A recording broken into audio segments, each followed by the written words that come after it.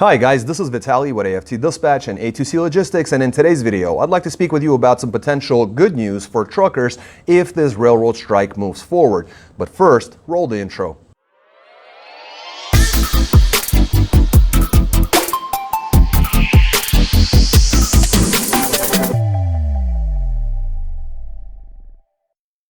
Welcome back. Before we get started, I'd like to ask you to please like the video, be sure you subscribe to the channel and hit the notification bell so you never miss a single release of our videos, where every Friday we're talking about something that could benefit you in your trucking businesses, in your trucking careers, as well as cover the loads we've successfully booked for our customers, consisting of leased on owner operators and carriers operating under their own MC authorities, running under our truck dispatch services. As always guys, big thank you for all the likes you've provided in all the previous videos. Please do keep them coming, and let's talk about this potential good news for truckers if the railroad system completely stops. We'll go over some statistics that will really paint the picture for you so you understand why this is a big deal and why our country is looking at potentially some very bad upheaval, some bad moments, and things could get considerably worse. Now, I know everyone's saying that, there's no good news out there and, it's all kind of woe is me and all kinds of doom and gloom. But the truth is this could relate quite well for truckers, because the good news is that there will be a lot more freight that would move. And we'll look at some of the statistics here.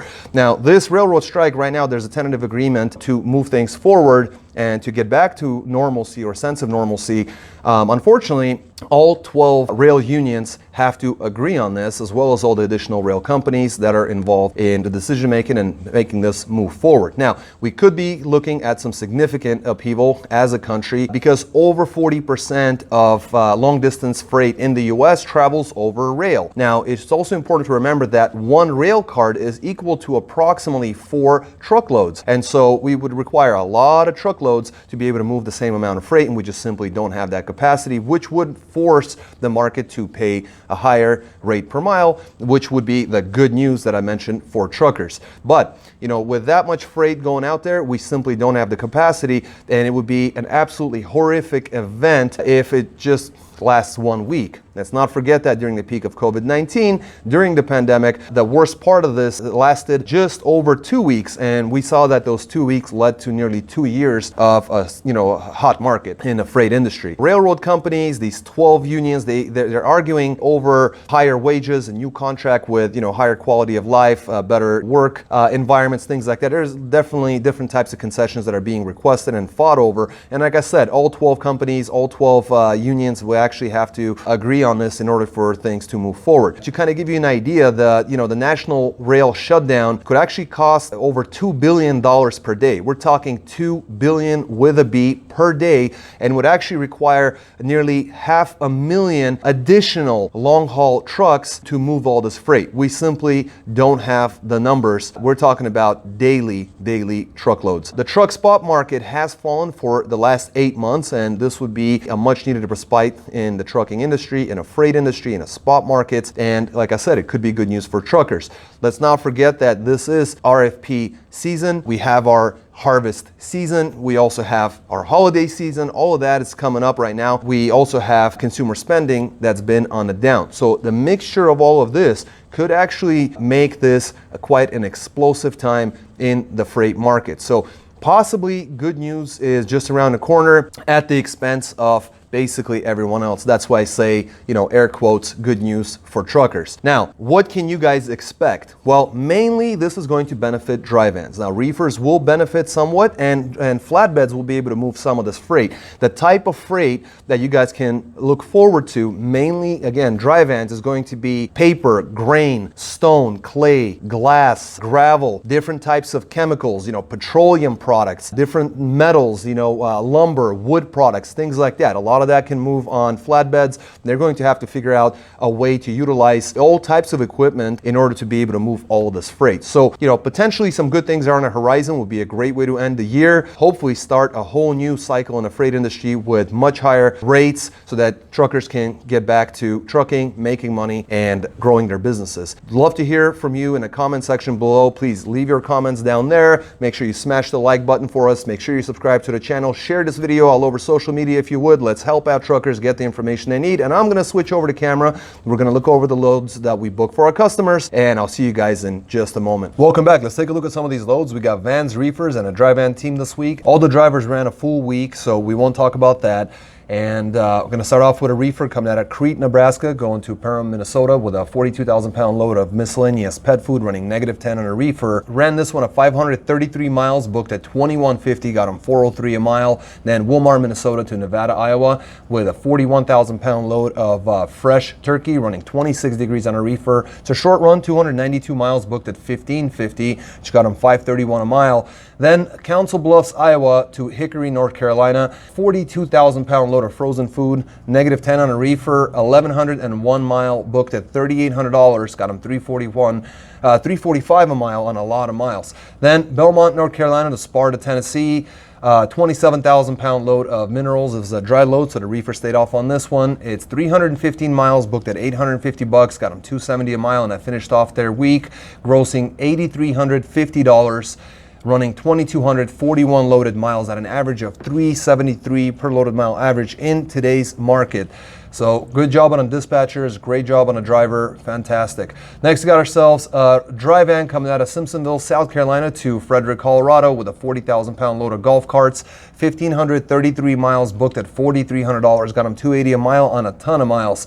Then Windsor, Colorado to Brown Deer, Wisconsin with a 40,000 pound load of cheese. It's 1,028 miles, cheese going to Wisconsin.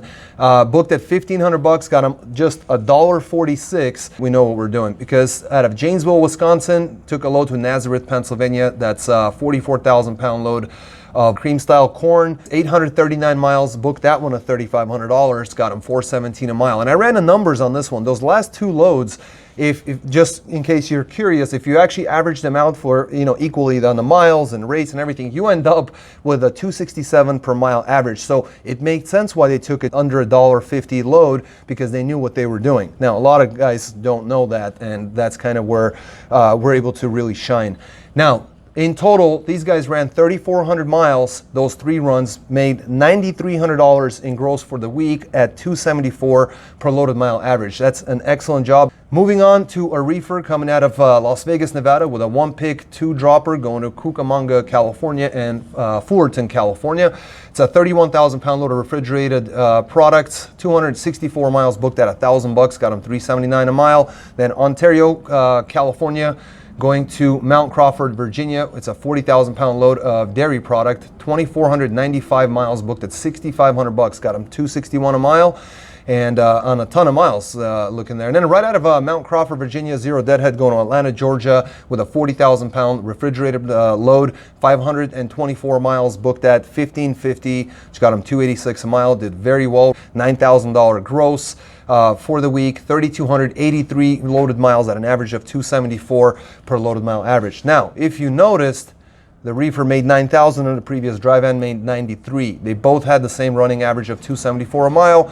And there's, about 117 mile difference, if I got my math right. So a van can make a lot of money, and so can a reefer. So great job there as well. Next, we're going to go to a dry van coming out of Spring Hill, Kansas, going to Surgeonsville, Tennessee, with a 40,000 pound load of monolithic glass, 804 miles, booked at $2,100, got them $261 a mile. Then Johnson City, Tennessee, to Saginaw, Michigan, with a 43,000 pound load of flooring, 603 miles, booked at $1,300, got them $216 a mile. Then Standish, Michigan to Cedar Rapids, Iowa, with a 41,000 pound load of non-hazardous materials, 563 miles, booked at $1,500, got them $266 per mile. Finished off with Cedar Rapids, Iowa, Zero Deadhead going to Aurora, Colorado.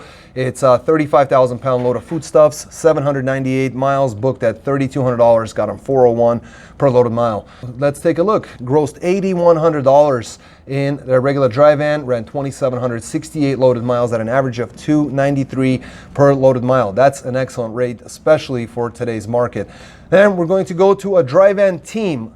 Houston, Texas, going to Clackamas, Oregon, with a 40,000 pound load of empty glass bottles, 2,254 miles, booked at $52.50, got them $233 a mile on a ton of miles. Then Winsonville, Oregon to Billings, Montana, 41,000 pound load of soda, 906 miles booked at $2,500, got them $276 a mile, and they finished off with Colony, Wyoming to New Braunfels, Texas. 43,000 pound load of FAK, 1,355 miles booked at $3,000, got them $221 a mile. Did a great job, grossed $10,750 during their week, ran 4,515 loaded miles at an average of 238 per loaded mile average. Excellent job.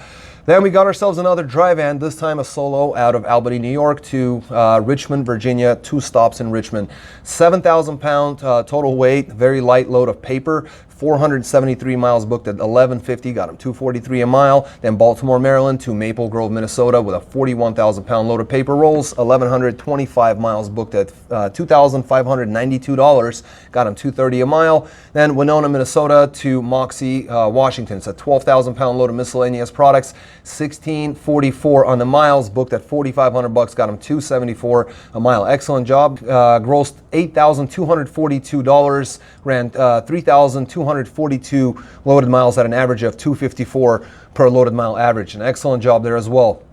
Gonna finish off with our last dry van, Lebanon, Texas, with 2 drops in Brandon, South Dakota, and a drop in Lebanon, Indiana. So it's a round trip run. 42,000 pound load of oil and grease, 1,422 miles booked at $3,900, got him $274 a mile. Then out of Indianapolis, Indiana to Tifton, Georgia, took a 41,000 pound load of soft drinks, 714 miles booked at $1,900, got him $266 a mile. And I finished off with Albany, Georgia to Tunkhannock, Pennsylvania. It's a 14,000 pound load of groceries, 996 miles booked at $2,200, got them $221 per mile. These guys, or the solo van actually, $8,000 gross, ran 3,132 miles loaded at an average of 255 per loaded miles. You can see everybody's over $2. Everyone's over 250s from what I can see. Well, the team was at 238. So nonetheless, guys, if you have the tenacity, the equipment, if you're looking to make this kind of money, it does exist even in today's down market. And hopefully things start looking up for truckers so we can make more money. But in either scenario, whether it's up market or down market, the smart customers, they know that our dispatchers really go above and beyond. And so in any market, we're optimizing. We can do the same for you, both if you're a leased on owner operator and maybe you're paying a little too much for your lease. Maybe, maybe you're just not making the kind of rates, or maybe it's a combination of multiple different things. So we have a lease on program available. And we also work with carriers. If you have your own MC authority, we can certainly dispatch your trucks. We can dispatch you. We take care of a lot of the back office paperwork.